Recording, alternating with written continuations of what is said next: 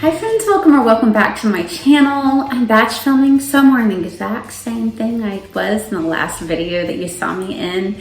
But I am doing, finally, the Bible book tag that my sweet friend Chrissy from Chrissy's Purple Library tagged me in months ago. I am so sorry I'm just now getting to this, Chrissy, and I am excited to do this tag. I might be looking down to look at my notes a little bit, so that's, if I look off camera, that's where I am looking. So I'm going to get right into the prompts. The first one is, what is your favorite book of the Bible? And that is tough, but I think I have to say John. Just that first chapter of John where it goes, in the beginning was the Word, and the Word was with God, and the Word was God. Just establishing right off the bat that Jesus was there when God created the earth, that He is God, He was with God, it's just, that's all you need to know. Done.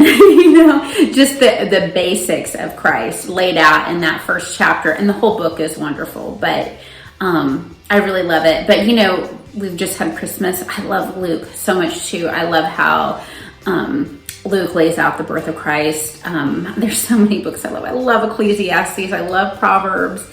So many books. And I am reading the Bible chronologically again, so I'm going to get every single one of them again. Yay. All right. Next prompt. What is your favorite Bible story? I really love the whole book of Esther and how Esther becomes queen. And, this is a book of the Bible that doesn't really name the name of God once, but He is so clearly working in everything behind the scenes. And so she ends up being able to save the Jewish people, and how that all works together for the good. I just love that story so much, and I have since I was a little girl. Next, what is your favorite person in the Bible? Can I say two? Yeah, I'm doing the tag right now, so I can say two. I love Peter, how flawed he is. Like, he actually denied Christ 3 times, and he cut off a soldier's ear in anger when Jesus was being taken away, which was not probably the best reaction to have. And he's so flawed, like we all are, and yet he was the rock on which Christ built the church. I just love that. And then I love Martha, Mary and Martha. I would love to be more of a Mary, but Martha is like me. So I need to watch her and see her and learn to be more of a Mary.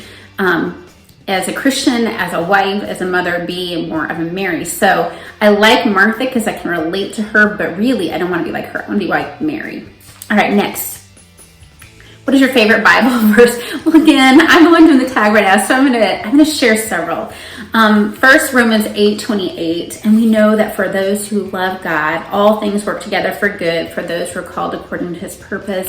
No matter what your circumstance, we just have that hope. Romans 1:20, for His invisible attributes, namely His eternal power and divine nature, have been clearly perceived ever since the creation of the world and the things that have been made, so they are without excuse. So just showing that, the creation cries out for God, that He is the creator. And Romans 5:8, but God shows His love for us in this, that while we were still sinners, Christ died for us.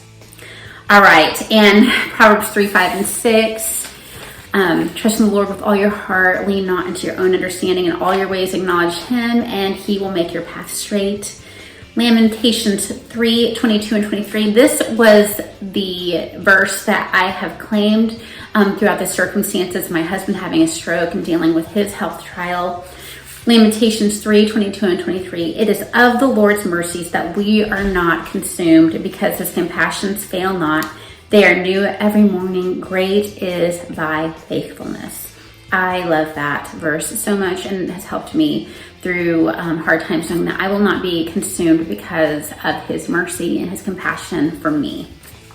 This verse I claimed when my son, who is now 9 years old, he has been through 4 open heart surgeries, like 6 heart caths, several other procedures where he's had to be put under anesthesia. I mean, it's been all in all probably about a dozen times, with even minor surgeries where he's had to be put under. And it's dangerous, more dangerous for someone with heart defects to be put under than a regular person, but it was very important every time he has been. So there is a verse in Psalm 4:8 that says, I will lie down and sleep in peace, for you, O Lord, make me dwell in safety. And that's just such a beautiful thing to remember. It was for David because people were trying to kill him, and no one was trying to kill me or my children, but it's just such a beautiful thing to remember every time that you close your eyes, whether it's you trying not to have anxiety because of circumstances in your life, or because someone you love is being put to sleep for surgery, that there's someone in control of all of that. This is such a beautiful verse, Revelations 21:4. He will wipe every tear from their eyes, and death shall be no more. Neither shall there be mourning, nor crying, nor pain anymore, for the former things have passed away. And this is at the end. This is at Revelations, when it all comes to conclusion, and just such a wonderful hope to know that one day there will be no more suffering or sin or death, that will be abolished.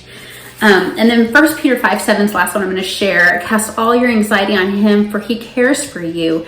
And I would just encourage you, there is only one video on her channel right now, and in this video she talks about this. Go check out, I'll try to link it in the description, Lauren Love Reed's video, where she talks about an amazing experience she had connected to this verse. I recently watched it about a month after she posted it, and wow, watch it. It's unbelievable. So what is your favorite translation Bible to read or own? I like studying from the ESV and the NASB. I like memorizing from New International Version. I do have a MacArthur Study Bible that's NASB that I like to go in depth with. Right now I have been doing a lot of audio on the Bible app, and I've been listening to some of the Bible that I'm reading, and I like to listen in either in NIV if I'm going to be listening to it. What is your favorite hymn, chorus, song, singer, or band?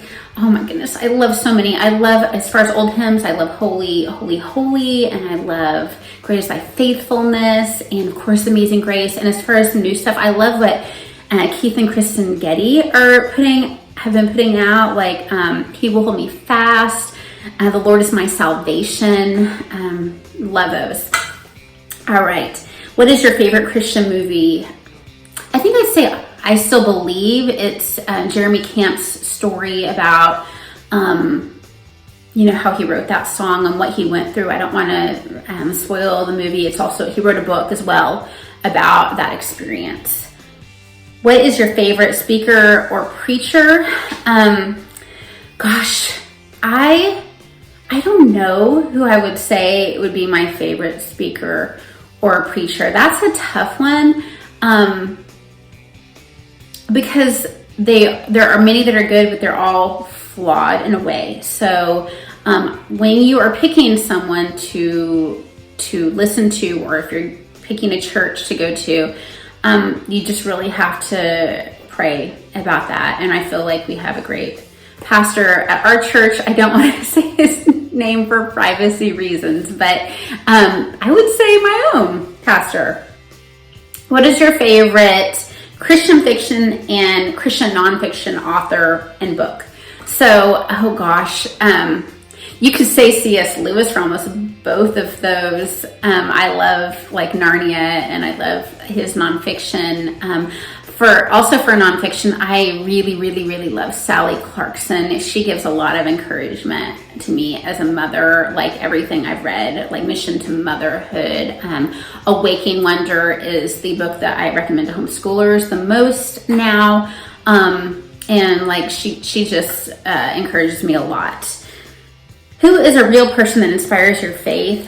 I don't think of anybody who would be better than my mother. There definitely are others out there. I think Chrissy for being a good person to inspire my faith here and for tagging me in this. And I'm going to tag some other people. Gosh, I tried to research if you guys have done this, but it's been so long that this tag's been out there.